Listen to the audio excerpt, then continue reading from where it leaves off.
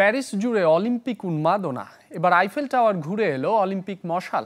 উদ্বোধনী অনুষ্ঠান সামনে রেখে ফ্রান্সের প্রেসিডেন্ট ইমানুয়েল ম্যাক্রোর সাথে বৈঠক করেছেন IOC president Thomas Bach.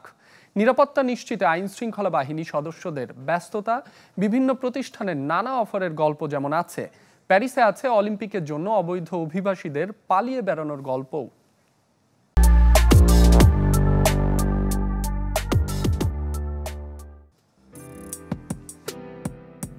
Paris জুড়ে অলিম্পিকের ছোঁয়া। দিন যত এগিয়ে আসছে তত দৃশ্যমান হচ্ছে নানা আয়োজন। আইফেল টাওয়ারে অলিম্পিক রিং বসেছে, এবার আইকনিক টাওয়ার ঘুরে এলো মশাল। অলিম্পিক ভিলেজে প্রস্তুত, যেখানে বৃহস্পতিবার থেকে বিভিন্ন দেশের অ্যাথলেটের পদচারণা শুরু হবে। শুধু অলিম্পিক নয়, প্যারালিম্পিকের অ্যাথলেটদের কথা বিবেচনায় রেখে নিশ্চিত করা হচ্ছে নানা সুবিধা। আবাসন ও খাওয়ার ব্যবস্থার পাশাপাশি ফিটনেস সেন্টার, ক্লাব এবং ডোপিং কন্ট্রোল সেন্টার আছে ভিলেজে। অলিম্পিক, প্যারালিম্পিকের জন্য 20,000-এর বেশি অ্যাথলেট কর্মকর্তাদের সেবা দেওয়ার অপেক্ষায় সেখানকার কর্মীরা। প্যারা অলিম্পিকে অনেকে আসবেন যারা স্বাভাবিকের চেয়ে বেশি তাপ সংবেদনশীল।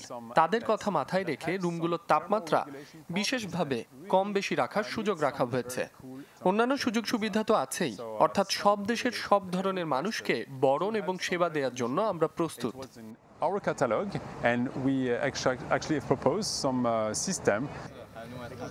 আসরের উদ্বোধন সামনে রেখে ফ্রান্সের প্রেসিডেন্ট ইমানুয়েল ম্যাক্রোর সাথে বৈঠক করেছেন আইওসি প্রেসিডেন্ট থমাস বাখ। 26 জুলাইয়ের উদ্বোধনী অনুষ্ঠান সহ পুরো আসর আয়োজনের বিভিন্ন বিষয় নিয়ে আলোচনা হয়েছে। এমনকি 2030 শীতকালীন অলিম্পিক নিয়ে কথা বলেছেন তারা। প্যারিস জুড়ে নিরাপত্তা জোরদার করার পাশাপাশি অলিম্পিক স্থাপনা ঘিরে বাড়তি ব্যস্ততায় আইন শৃঙ্খলা বাহিনীর সদস্যরা। অ্যাথলেটদের বিশেষ সড়ক লেন চালু হয়েছে সোমবার। সরকারি নানা উদ্যোগের পাশাপাশি বিভিন্ন প্রতিষ্ঠানও অফার দিতে শুরু করেছে। সিন নদীতে বিনামূল্যে নৌভ্রমণের সুযোগ দিচ্ছে উবার। আছে উৎকণ্ঠা আর পালিয়ে বেড়ানোর খবর। অলিম্পিক নগরীকে বিশ্বের কাছে ইতিবাচকভাবে তুলে ধরতে প্যারিস থেকে অবৈধ অভিবাসীদের বিভিন্ন জায়গায় সরিয়ে দেওয়া হচ্ছে। এরই মধ্যে ফ্রান্সের অন্যান্য শহরে চলে গেছেন অনেকে আবার প্যারিসে বিভিন্ন জায়গায় লুকিয়ে আছেন। ফয়জুল ইসলাম, চ্যানেল 24।